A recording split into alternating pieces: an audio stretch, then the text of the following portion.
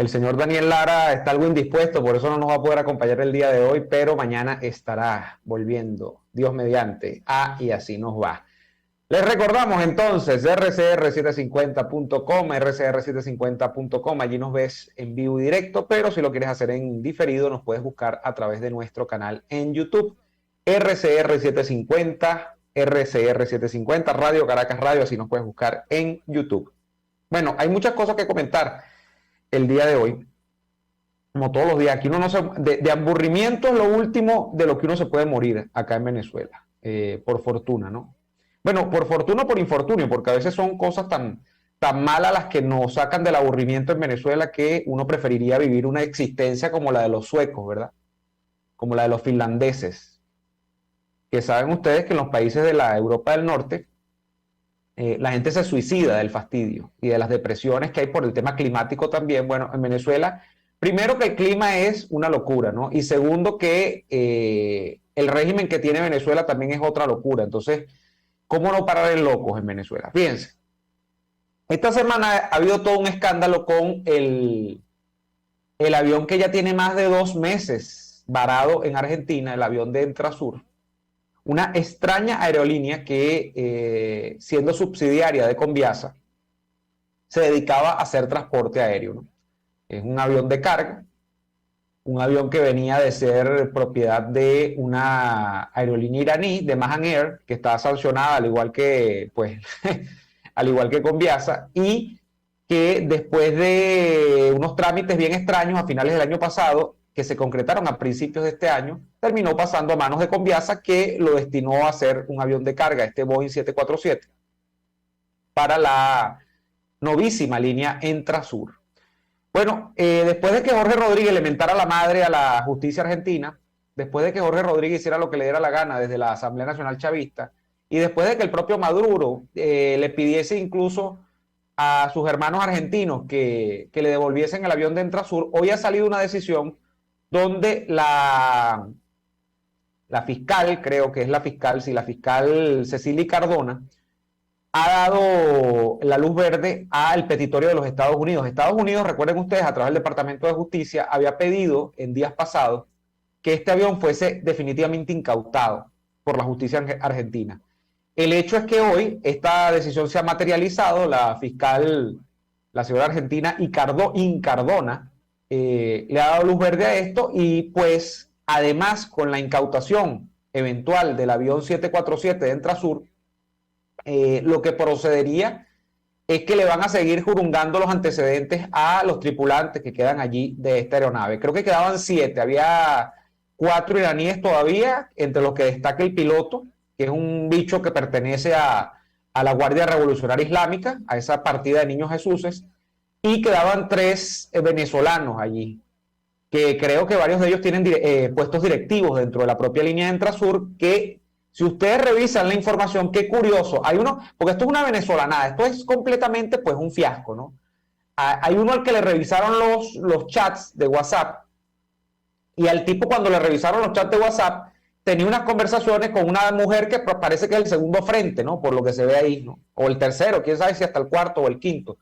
Pero el hecho no es que el tipo tenga segundo, tercero o cuarto frente, ¿no? Porque la tenía algo así como que negrita bella, una cosa así en el chat de WhatsApp. Sino que el tipo le decía, más o menos, que gracias a Dios que no habían jurungado mucho no sé qué cosa, porque menos mal que no y no sé qué. O sea, ahí hay gato encerrado con ese avión. Recuerden ustedes que inicialmente cuando lo detuvieron, el argumento es que estaban transportando unos repuestos, unas refacciones, y que pues ahí no había nada raro. Pero las cosas raras empezaban con el mismo piloto del avión, repito, que era un señor que también le revisaron el celular, y cuando le jurungan el celular a este iraní, aparecen fotos de ejecuciones hechas por Al Qaeda, fotos de ejecuciones de otros grupos extremistas islámicos, unos logotipos de estos grupos extremistas islámicos, fotos no del el tipo que acaban de matar con el dron del Jinsun aéreo este que lo picó, lo hizo picadillo, sino de aquel señor que bajo el mandato de Trump lo mandaron al otro plano, que no me acuerdo cómo es que es el nombre ahorita, que era también, era el jefe de la Guardia Revolucionaria Islámica. Ahorita no recuerdo el nombre porque los nombres, si no recuerdo a veces los nombres en castellano, imagínense en árabe, ¿no? Pero este señor tenía las fotos allí. Entonces, está súper comprometido el piloto, pero cuando revisan, repito, los chats de los venezolanos, entonces hay un secretismo extraño. Y repito, una venezolana de estos de, ay, no, menos mal que no me revisaron, porque si no, se hubiesen dado cuenta, tal, de este tipo de cosas, ¿no? De lo que estaban investigando las autoridades. Y obviamente, como todo esto ha generado unas sospechas enormes, el caso cada vez se va poniendo más peliagudo. Allí está metido Paraguay también, pidiendo y exigiendo respuestas. Está metido Estados Unidos, lo cual es mucho decir. Y por supuesto la justicia argentina, en una situación bastante comprometida ahorita para Alberto Fernández, ¿no? Que no las tiene todas consigo, que lo más probable es que pierda la reelección, y donde desde que ocurrió el primer episodio de este avión, cuando lo incautaron por primera vez, yo dije, esto va a ir para largo porque en Argentina el tema con el extremismo islámico es muy delicado, por la tradición que hay de atentados terroristas, de grupos terroristas que han hecho lo que les ha dado la gana en territorio argentino en oportunidades anteriores. Entonces, esto parece que va a traer mucha cola y a mí sorprendentemente, yo había visto que esto el régimen de Maduro lo había manejado como muy apagadito, lo había dejado muy pasar bajo la mesa, pero ya con lo que está ocurriendo es evidente que hay alguna desesperación porque tanto el propio Maduro como Jorge Rodríguez han enfilado esta semana contra la justicia argentina. O sea, hay una desesperación porque devuelvan el avión a Venezuela y déjenme decirles que el avión no va a ser devuelto en lo inmediato a Venezuela. Lo más probable es que esta investigación se profundice y que aquí las cosas vayan a más. Veremos cosas peores venir del avión de Entrasur en Argentina. Por otro lado, se ratifica una tendencia en Caracas a las protestas de los maestros, de los sindicalistas, de la gente, como se diría, de base, que está protestando por los salarios en Venezuela, que es como un chiste, el salario en Venezuela no existe. En Venezuela el mejor salario es un rebusque, y en ese sentido, gente que en teoría tiene que depender de un salario, porque además tiene la jornada laboral contada y no puede estar, pues, apalancada en segundos y terceros trabajos, como son los maestros, los profesores, bueno, se han tenido que tirar a la calle. Y hoy en la Plaza Venezuela hubo protestas también por el tema de los salarios. Yo con esto lo que estoy viendo es una clara tendencia que se ha ratificado incluso en cosas que se han dicho en este programa. Fíjense que cuando hemos entrevistado los últimos casos de presos políticos, salvo los que tienen que ver con los sentenciados lamentablemente la semana pasada por el dronazo, la mayoría de estos casos que hemos abordado y la mayoría de las cosas que hemos comentado sobre casos de presos políticos están vinculadas a protestas de base de estos sectores, porque evidentemente cuando tú no puedes vivir con un salario paupérrimo, lo que te queda es protestar. Y protestas, por cierto, descentralizadas, protestas que no corresponden a agendas partidistas, protestas que han sido muy fuertemente reprimidas, como ya lo decíamos, y que no parecen tener un fin inmediato, es decir, que esto no va a acabarse porque el régimen de Maduro, aunque mucha gente diga, y ayer comentamos, por ejemplo, desde el punto de vista de las políticas públicas, que en Venezuela no se puede hablar de eso, porque aquí no hay un gobierno democrático, y solo los gobiernos democráticos son los que promueven políticas públicas,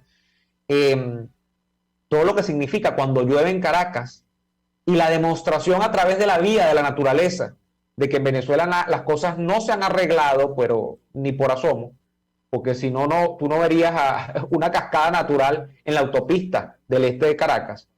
Bueno, cuando tú acudes al tema salarial, terminas de constatar esto que yo estoy diciendo, que es que efectivamente en Venezuela estamos muy lejos de sostener sueldos y salarios que permitan hablar o establecer una narrativa, incluso comparándola con los menguados sueldos que hay en la región y que en este momento se están produciendo, porque además los países de América Latina en este momento están atravesando la mayoría de ellos por crisis económica. Esto no es un secreto para nadie. Está pasando en Colombia, está pasando en Ecuador, está pasando en Chile, está pasando en Argentina, está pasando en Panamá, hubo protestas hasta hace nada también.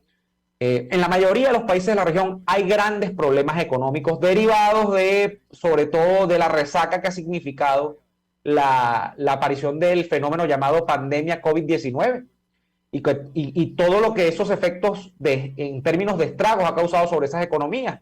Algunas de ellas han tratado de salir, algunas han podido, unas mejor que otras, medio repuntar, pero en efecto se ha complicado todo el panorama. En cambio, cuando uno mira Venezuela, además de eso, pues uno tiene el chavismo, que es como tener un doble cáncer, ¿no? Tener la pandemia y de paso tener entonces al chavismo como una metástasis. Entonces, cuando uno observa lo que ocurre en Venezuela y ve la situación complicada en términos salariales que hay, uno, bueno, es inevitable que uno compare con la región y salimos muy mal parados igualmente, ¿no? Y se desmonta un poco este relato de la normalización. Es evidente porque si no, no tuviésemos nosotros profesores, maestros, sindicalistas todos los días en la calle protestando. Y eso es lo que sigue ocurriendo en este país.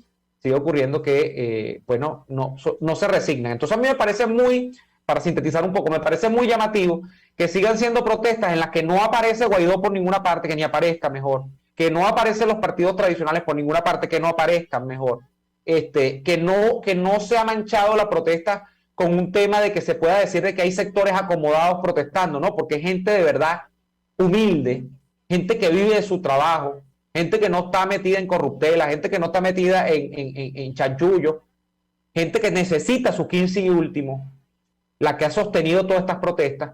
¿Y cómo legitimas tú entonces la represión que puede ejercer Maduro contra esa gente? Y que es muy difícil de legitimar la represión en cualquier escenario, ¿no?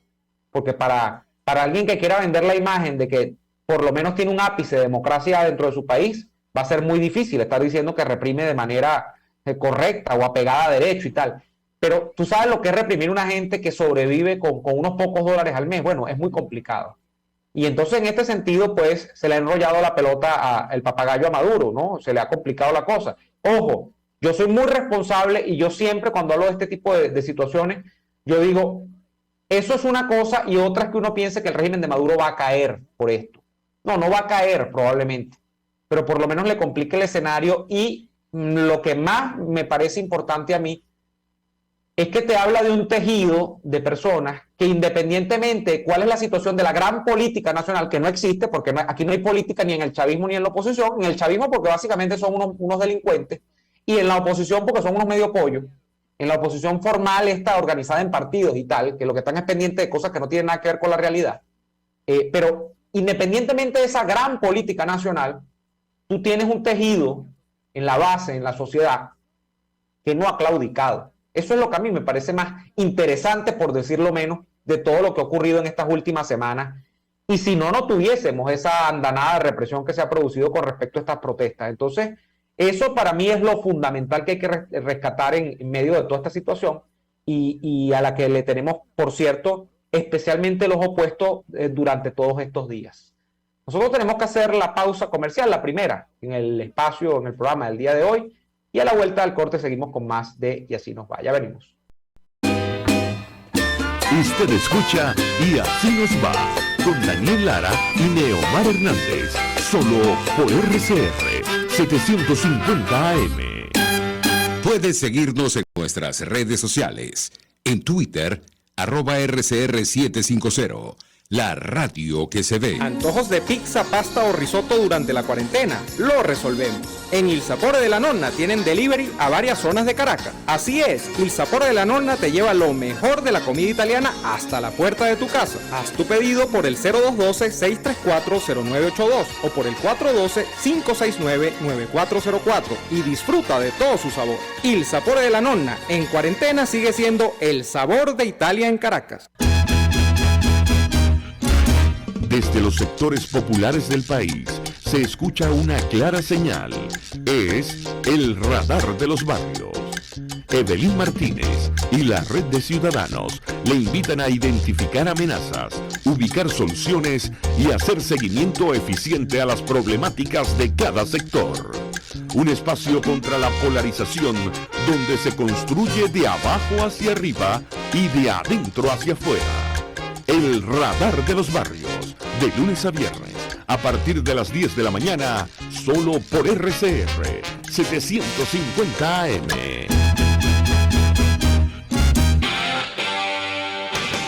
RCR 750 AM. Porque lo bueno une.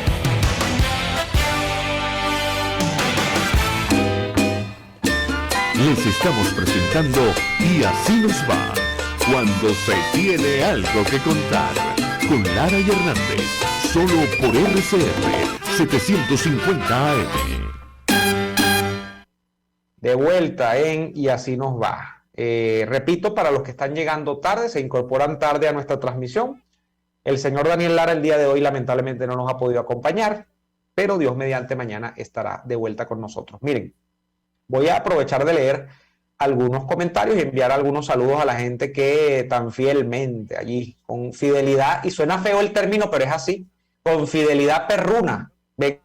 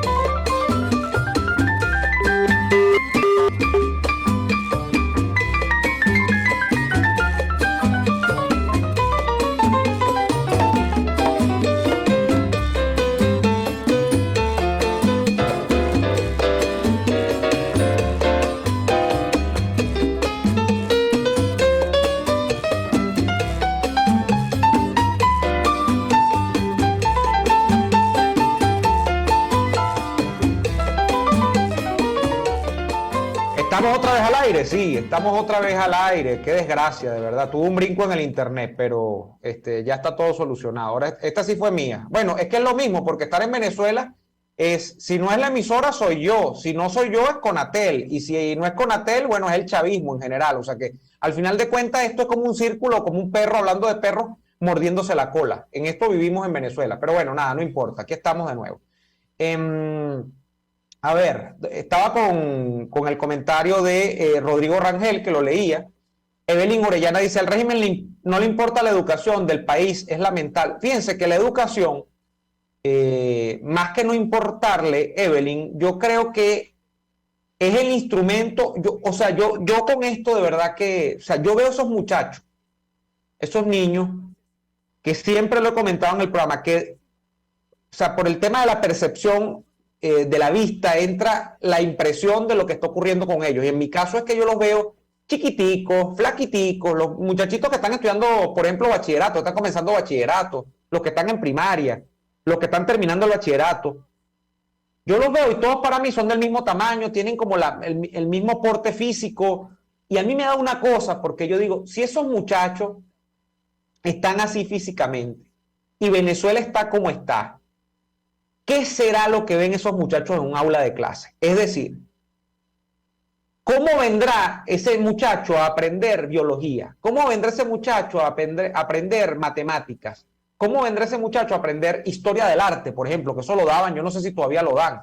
Eso lo daban cuando yo estudié bachillerato. ¿Cómo vendrá ese muchacho a aprender psicología? Que es una materia que ve uno, creo que cuando llega a cuarto año de bachillerato, y es una cosa tan interesante, ¿no? ¿Cómo va un muchacho de esos a entender la historia de Venezuela? Cuando además los libros de texto de la historia de Venezuela incorporan a Chávez como una figura importante. Y hay toda una reescritura del papel de Bolívar y del legado bolivariano y todo lo demás. O sea, a mí me da cosa, la palabra es cosa, que eso es muy venezolano, ¿no? Me da cosa y uno no sabe cómo describir la cosa. La cosa es como una mezcla entre lástima, como remordimiento, como de pronto como frustración. Es un compendio de cosas, así como hay en otros idiomas, por ejemplo, pienso en el portugués, saudade es como tristeza, melancolía, pero entraña muchas cosas más. Uno, el venezolano, dice, me da cosa, a mí me da cosa con esos muchachos, porque yo digo, es que ni queriendo esos muchachos que están en la escuela pública venezolana, yo entiendo que en la escuela privada, bueno, todavía hay grandes esfuerzos y tal, pero esos muchachos que están en las escuelas, los liceos bolivarianos, que están en la escuela elemental pública, es que esos muchachos ni queriendo pueden sobrellevar o sobreponerse a unas circunstancias que desde el punto de vista marxista son estructurales, que son condiciones, diría Marx, objetivas, no son condiciones que pueda, desde el punto de vista de las subjetividades, remediar uno. Y son carencias materiales, son problemas con la planta profesoral, porque bueno, ahí están los profesores protestando en la calle porque los están matando de hambre. Son problemas en casa porque no alcanza el 15 y último para comer completo en la casa y probablemente son varios hermanos y entonces está todo esto.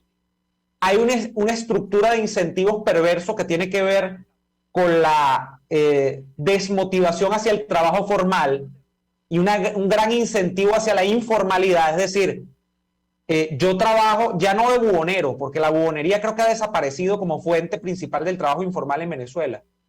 Ya hay dos grandes vertientes del trabajo informal, o la gente que tiene emprendimientos, bueno, y así se le dice, que es que montas tu venta de hamburguesas en la casa, ni siquiera tienes que tener un local, porque ahora, bueno, tú envías, haces los delivery y tal, y haces tu fábrica de hamburguesas en la casa, ¿no? O tortas o galletas, eso se potenció mucho además durante la pandemia, que es como un potenciamiento de la economía doméstica, ¿no? Pero entonces, o es eso, que es desde el punto de vista informal, porque tú no estás pagando impuestos, bueno, que en Venezuela no vale la pena mucho pagarlos, ¿no? Tampoco. Porque para lo que sirve el Estado venezolano, ustedes me dirán, pero eso es informalidad, a final de cuentas. Eso es trabajo que no está sistematizado dentro de la estructura de creación de riquezas nacional del país. Eso no aporta al PIB del país. Esos son recursos que, bueno, se quedan en la economía en la que están circunscritos, que son las cuatro paredes de esa casa y la familia que allí vive. Entonces, claro, eso genera una cadena de valor, porque para tú hacer las hamburguesas tú tienes que ir a la carnicería y comprar la carne, tienes que ir a la panadería y comprar el pan, o si no compras el pan y lo haces allí, bueno, tienes que comprar la harina. Claro, hay un intercambio económico entre distintos agentes en esa cadena, pero desde el punto de vista informal de perinola. Eso es por un lado, ¿no? El negocio de los emprendedores y el correlato de los emprendedores, que yo me he ido mucho con ese análisis muy desde el punto de vista de lo empírico, porque no tengo comprobaciones fácticas de esto, es decir, desde el punto de vista de haber hecho una investigación de campo. No tengo tiempo ahorita para eso, ni tengo los recursos, ni nada, pero que me llama muchísimo la atención sobre la instauración de la modalidad del delivery en Venezuela, que tiene muchos años en muchas partes del mundo, incluso en nuestra región. Los envíos de comida por motorizado o por empresas que se dedican a ponerlo desde el comercio que lo hace hasta el consumidor que lo consume, valga la redundancia, tienen años. Pero en Venezuela eso apareció con la pandemia. Y eso no ha desaparecido. A mí me pareciera que eso se ha potenciado. A mí me parece que eso se ha potenciado.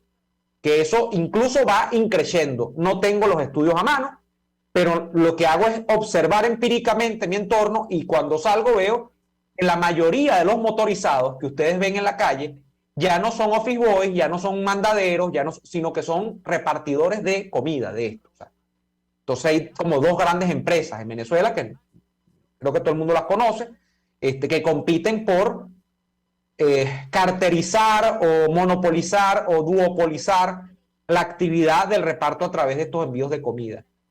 Y me parece que esa es una de las principales fuentes de empleo que tienen los sectores populares en este momento. Entonces, mientras tú tienes esa estructura de incentivos donde ya no es, ni siquiera voy a hablar de abogado o médico, o de periodista, o de filósofo, sino ni siquiera las carreras técnicas, mis estimados, porque ya no estamos hablando entonces de que haya vocación por estudiar albañilería, de estudiar carpintería, si sea de manera empírica o a través de una escuela técnica, de estudiar mecánica automotriz, sino que la aspiración de ese joven de entre 15 o menos, puede ser hasta de 12 años en adelante, de 13, 14 años en adelante, hasta los 20 años, 25 años, sea montarse en una moto y hacer el acto mecánico que entraña este tipo de trabajo, que es poner una comida de un punto A hasta un punto B N veces al día. Estoy hablando de 10, 20 envíos al día. Yo no conozco gente que haga esto, pero que yo le haya podido encuestar, preguntarle, mira, ¿cuántos haces al día? Pero ponte tú que son entre 10 y 20. Hay gente que yo he escuchado, he leído allí en reportajes que se han hecho sobre esto, que hablan de que hacen hasta más de 20 envíos. Bueno, pasarán todo el día en esa moto y lo hacen. Pero que ese sea el método aspiracional de buena parte de la juventud venezolana, compatibilizado eso con lo que significa estar en un sistema educativo en absoluta depauperación como el venezolano en este momento, pues me lleva a mí, al final de cuentas, a que me dé cosa. A mí me da cosa con la juventud de este país. Me da cosa con su futuro, con su porvenir.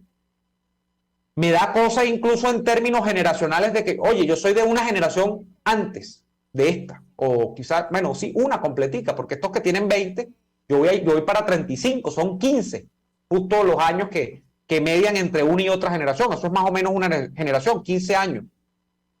Que hace que 15 años antes, yo siento que el país en el que yo crecí, que ya era un país donde se estructuraba el sistema de concentración de poder chavista, la juventud todavía no estaba tan condenada, pero yo sí la siento condenada ahorita.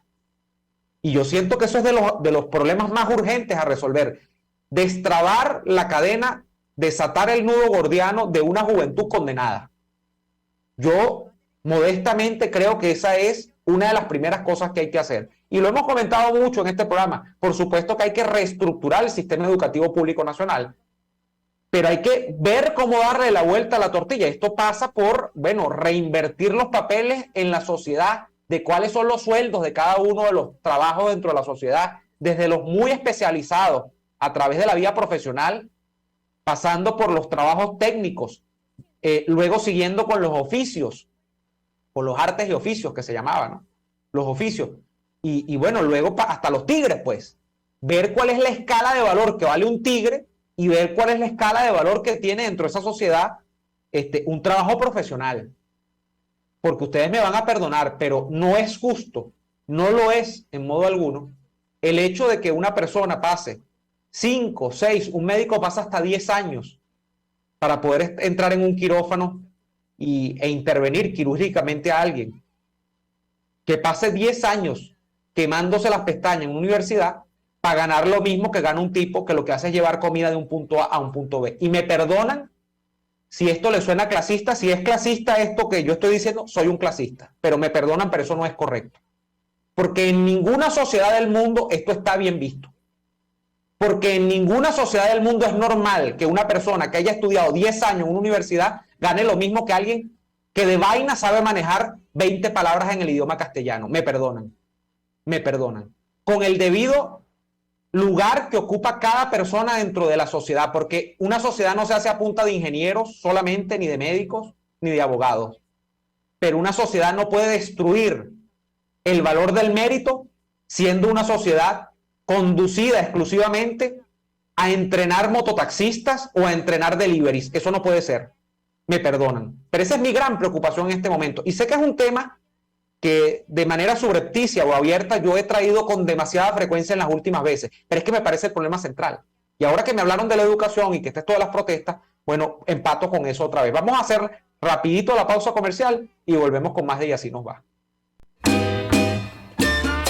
RCR les está presentando a Lara y Hernández en Y Así Nos Va por su 750 AM.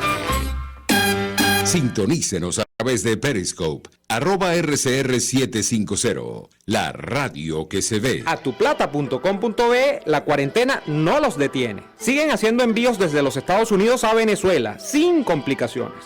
Además de eso, buscan tu carga en Tampa, Orlando y Miami sin ningún costo adicional.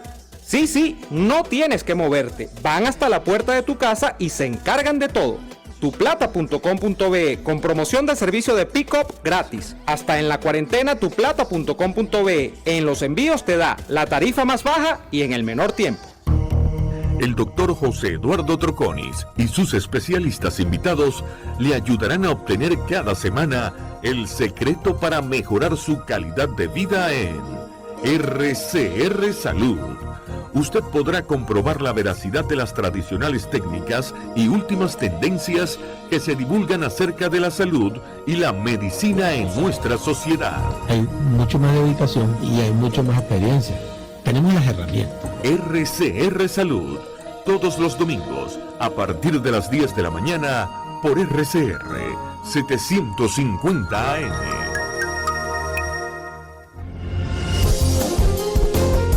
RCR 750 AM, porque lo bueno une.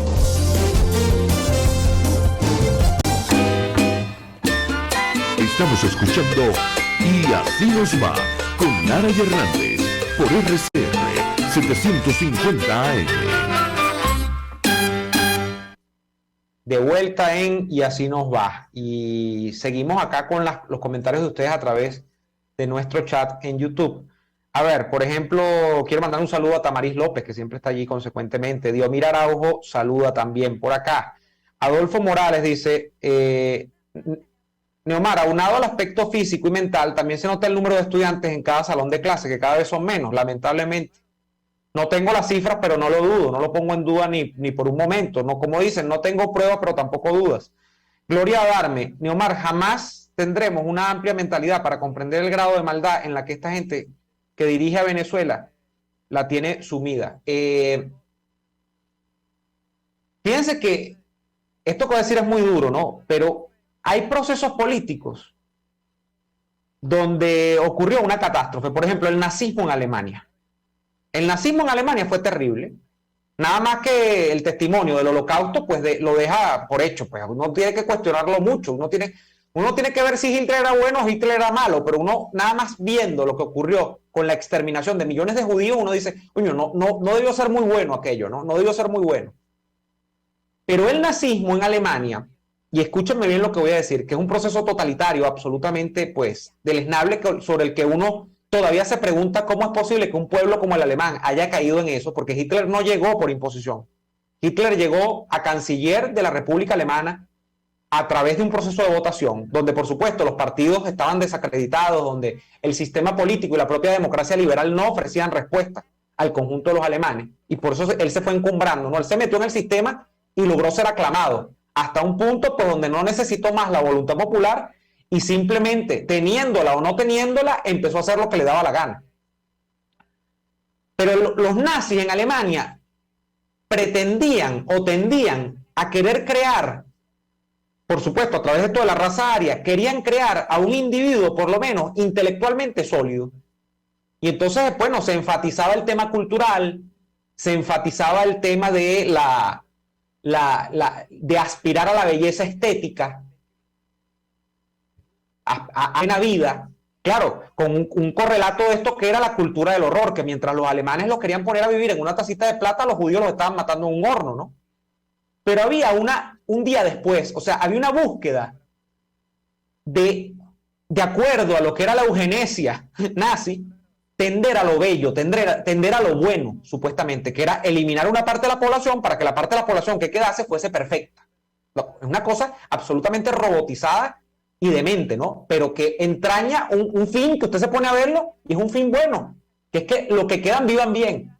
Ahora, ¿cuándo en la vida del chavismo, por ejemplo, hablando de movimientos totalitarios y hablando de en este caso que es latinoamericano, ¿cuándo el chavismo ha pretendido mejorar las condiciones de vida promedio de la gente? Aquí nosotros hemos tendido a lo malo siempre. ¿Cuál ha sido los únicos atisbos quizá de mejoramiento de las condiciones de vida de los venezolanos en 23 años?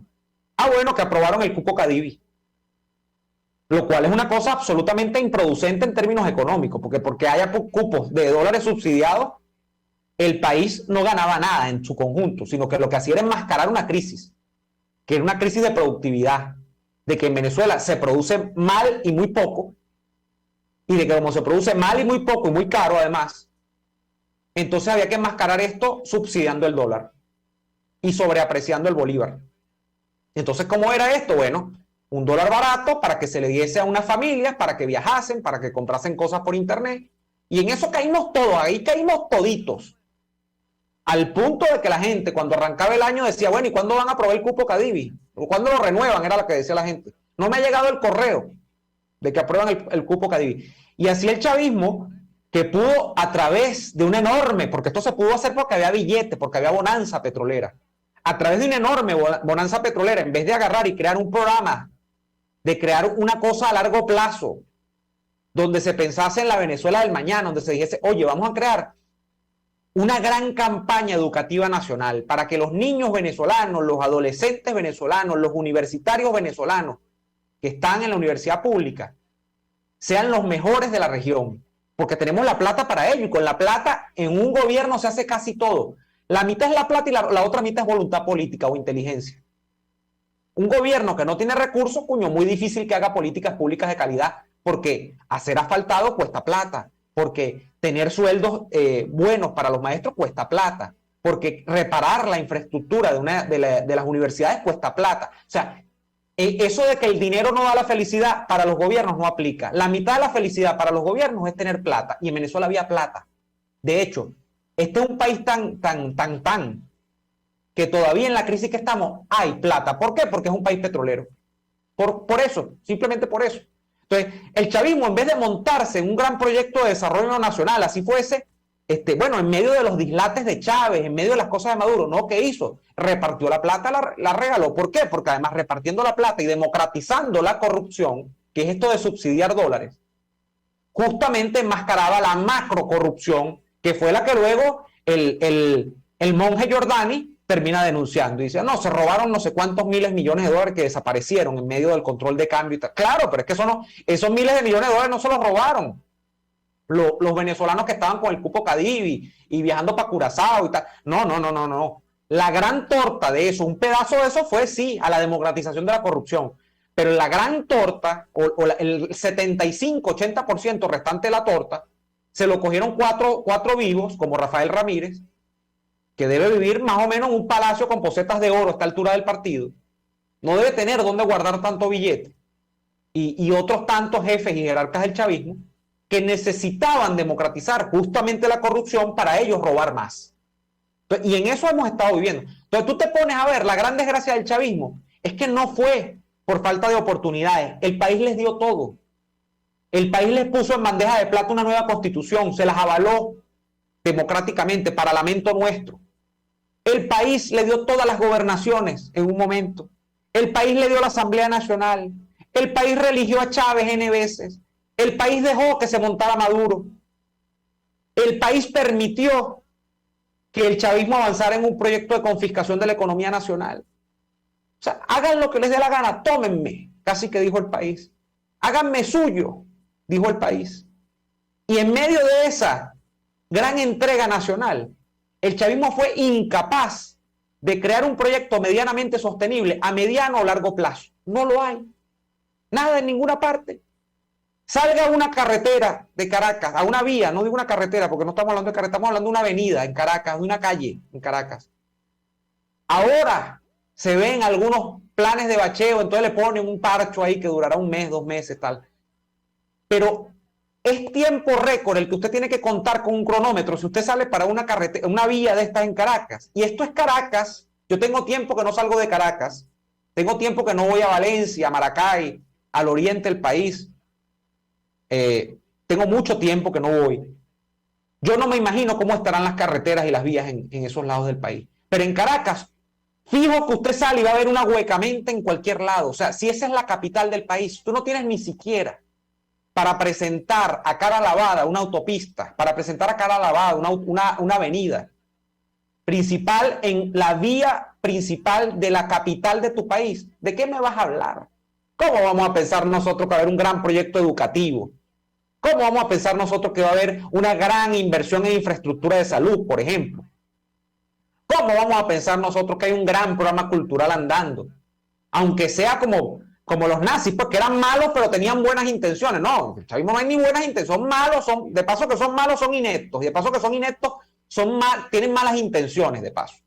Entonces, eso es lo que estamos viviendo nosotros en este momento. Y cuando aquí se habla de, bueno, de la educación, es que la educación, comenzamos por la educación, pero si comenzamos a contar de la educación a aguas abajo, es terrible todo lo que hay. Voy a leer el grupo de comentarios o varios comentarios que están acá en el chat de YouTube. Edixon Guillén dice, totalmente de acuerdo, hoy por hoy se vive una realidad distorsionada, donde un oficio informal es mucho más lucrativo que una carrera profesional. El lado académico cada vez se hace menos relevante.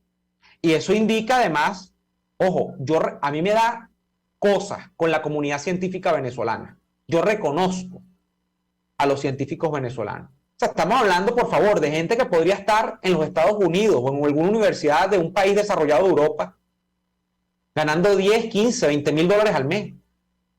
Y están aquí, trabajando, por ejemplo, gente que queda, claro, ya en menor cuantía cada vez en universidades como la Simón Bolívar, de la cual yo soy doliente también.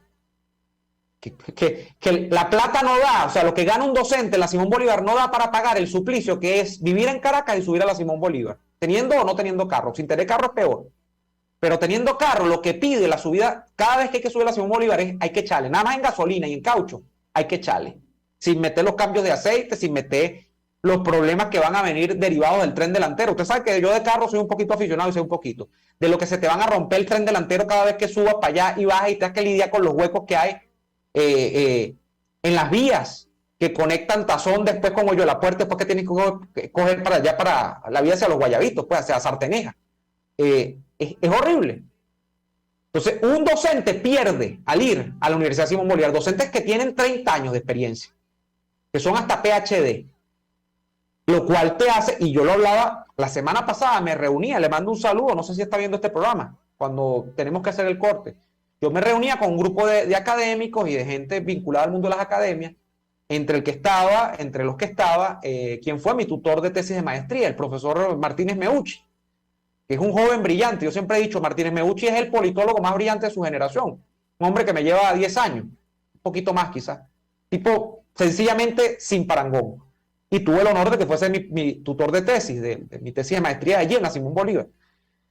Y él echaba el cuento de cómo él, viniendo de una familia de docentes universitarios, su papá fue Martínez Miguel, es el gran epistemólogo venezolano, español venezolano, luego nacionalizado venezolano, ya fallecido, podían pensar en una universidad, yo no sé si que les podía ser ricos, pero que les permitía vivir muy bien. Y por eso es que usted ve que en la generación que va, de esos profesores que dieron clases entre los años 70 y los 80, muchos compraron casas en Prados del Este, muchos compraron casas en el Cafetal, muchos compraron casas en Los Naranjos, conozco más de un caso, muchos tenían apartamentos en Altamira, y ellos no eran ricos de cuna estrictamente, ellos no venían de ser grandes hombres y mujeres de apellido, simplemente que era gente que, por cierto, apalancada, y esto hay que reconocerlo, en el programa de becas, una parte de ellos, Gran Mariscal de Ayacucho, que creó Pérez I, entre las pocas cosas buenas que hizo el primer gobierno del presidente Pérez,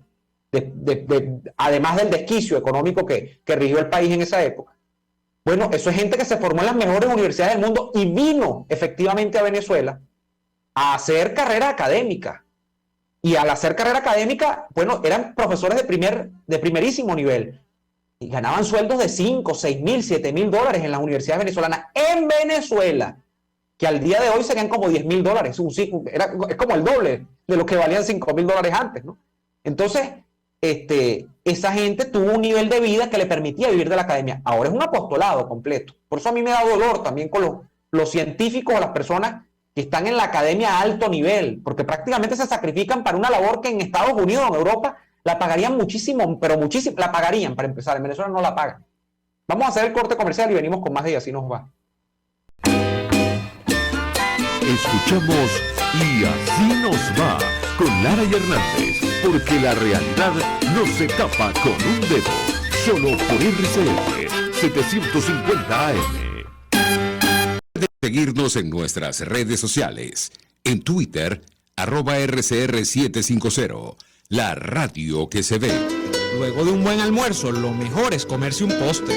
Prueba las deliciosas tortas que te ofrecen en el Sapore de la Nonna. La de la casa, cargada de ese sabor a chocolate oscuro que tanto te gusta. El cremoso tres leches o la torta de zanahorias. Y pregunta por el delicioso café de Il Sapore de la Nonna. Si dices que vas de nuestra parte, te regalan un café. Visítalos en la avenida Victoria, diagonal a la bomba de gasolina Guayana.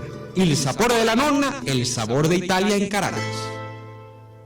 A tuplata.com.be la cuarentena no los detiene. Siguen haciendo envíos desde los Estados Unidos a Venezuela sin complicaciones. Además de eso, buscan tu carga en Tampa, Orlando y Miami sin ningún costo adicional. Sí, no tienes que moverte. Van hasta la puerta de tu casa y se encargan de todo.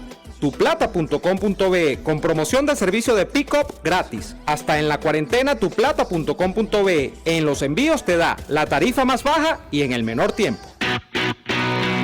Moisés Naim en Efecto Naim. Hola, soy Moisés Naim desde Washington. Conéctese a rcr.tv. También nos puede seguir por @Efecto Naim en Twitter. Y estamos en Facebook y en Instagram. Y no olvide que puede disfrutar todos los contenidos del programa cuando usted quiera, suscribiéndose a nuestro canal de YouTube. Nos vemos en la radio. Los miércoles y viernes a las 7 de la noche. Solo por RCR 750 AM. RCR 750 AM. Porque lo bueno une.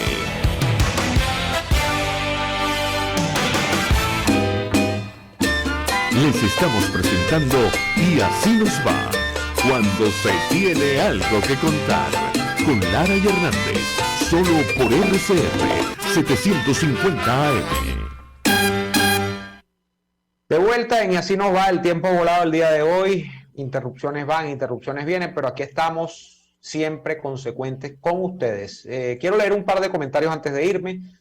Erly Colmenares dice algo que es muy cierto, para mí hace mucho sentido. Los estudiantes que salen buenos, entre comillas, dice, o por generalizar la situación, son producto del sacrificio de una familia completa. Y esto es verídico, porque conozco casos actuales de familias enteras donde, bueno, hay que recortar por aquí, hay que recortar para allá, no hay salidas, no hay comidas en restaurantes, lo que sea, porque al muchacho hay que pagarle su buena universidad para que termine de profesionalizarse. Y eso es verdad.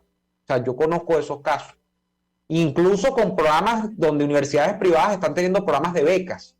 Creo que el más emblemático es el de la Universidad Católica Andrés Bello, donde hay muchos estudiantes becados porque sencillamente pagar el coste de esa universidad al 100% para la mayoría de la población que está allí es imposible. Estamos hablando de que eso se ha disparado a varios miles de dólares, ¿no? Los semestres en la Católica, pero creo que un semestre está como en $2,000, no recuerdo ahorita, me dieron una cantidad, varía por carrera, obviamente. Pero entonces hay un programa de becas que trata por lo menos de que esos estudiantes no abandonen, no deserten del proceso de educación superior y se queden estudiando la carrera. Algunos, sé que hay carreras que les han dado hasta 100% de la beca. Entonces, bueno, eso me parece importante, pero también es importante la familia que recorta hasta en lo máximo para poder que la única esperanza de la familia, que es que el muchacho que viene en camino, la generación que viene entrando allí, termine con un título profesional. Eso hay que reconocerlo. Jesús Matos dice, ¿recuerdas al gobernador de Miranda que dijo, no podemos llevar a la gente a la clase media porque se vuelven escuálidos? Claro que lo recuerdo, y ahí está todavía de gobernador Héctor Rodríguez. O Aristóbulo, que dijo lo mismo, que el maestro, ¿cómo es? El obrero tiene que ganar lo mismo que el maestro, porque ellos los dos trabajan igual. Bueno, imagínate tú. Elsa Barreto dice, Neomar, los militares son los que han permitido todo lo que ha pasado en Venezuela, entre otras cosas. Yasbeli Villarruel, mi hija estudia en la UCB porque lamentablemente no le puedo pagar una privada. Le correspondería graduarse este año y apenas va por 5º semestre. Le faltan materias del 3er y 4º semestre. Bueno, los problemas también, ¿no? Derivados. Yo cuando me gradué de la Central realmente tuve mucha suerte. No hubo paros en la época en la que yo estudié en la Central, que fue entre 2000. Yo comencé a estudiar en el 2006 y egresé en el 2012. Me eché 6 años porque yo perdí 1 año y pico estudiando ingeniería, pero de los 6 años y pico que yo estuve en la Central, nunca hubo paros. Si hubo problemas en que yo no avanzaba o avanzaba en la carrera era porque yo estudiaba o dejaba de estudiar. Eso era sencillamente así. Nunca tuve retrasos, pero sé que la universidad, después que yo me fui, ha tenido muchos problemas de paros estudiantil, de paros profesorales, ¿no? Y estudiantil. Marcos Morales dice, compañero, venga al estado Sucre para que vea las carreteras y las calles, son realmente malas y la infraestructura está olvidada. Saludos a Alba Medina, que está en la parroquia Tampa también. Betty Soto dice, tengo una amiga que su sobrina se graduó de química en la UCB y allí está, en el mercado de coches vendiendo. Bueno, el trabajo no desmerita a nadie, pero no es su lugar. O sea, esto no puede ser normal, que una persona que se graduó, que estudió para ver procesos químicos, esté trabajando en el comercio informal, en un mercado municipal. Eso no tiene sentido. Más allá de que sea bueno o malo el hecho de hacer un trabajo como comerciante. Yo tengo amigos que se graduaron, yo tengo un amigo que se graduó de ingeniero en la central, por cierto. Pero bueno, él además de que es de ascendencia portuguesa, entonces tiene esa vena del comerciante, ¿no? Y él no le interesa ejercer la ingeniería. Ingeniero eléctrico, además, que es de las más complicadas en la central. Quienes han pasado por ingeniería en la central lo saben. Es la que más tiempo dura generalmente la gente para graduarse, porque es muy complicada, tiene muchas materias filtro. Y él se graduó, no en los 5 años, no en 6, no en 7, duró como 8, pero se graduó porque es muy difícil. Pero el hombre dice, es que a mí no me interesa, yo tengo vocación de comerciante. Ojo, igualito tuvo que irse de Venezuela, porque tenían comercio sus padres acá, él tenía una participación allí, mejor, ya no era rentable. Entonces, no es el tema de que tú te desmerites por estar ejerciendo la actividad comercial, es que tú no has elegido eso, las circunstancias te han llevado a eso, porque tu trabajo profesional, si lo ejerces, pierdes. Eso no tiene sentido, no tiene ningún sentido. Y con esto, bueno, creo que nos vamos despidiendo por el día de hoy porque se nos acabó el tiempo. Se nos acabó el tiempo. Afortunadamente, mañana volveremos en una nueva jornada de lucha por la opinión libre y la información transparente. Hasta entonces, hasta mañana. Por hoy termina Y Así Nos Va. Síganos en Twitter en @y así nos va, @delaraf y @neoadolfo. RCR 750 AM. RCR presentó Y Así Nos Va, una producción nacional independiente de Neomar Hernández, certificado número 25178, para dar cumplimiento al artículo 14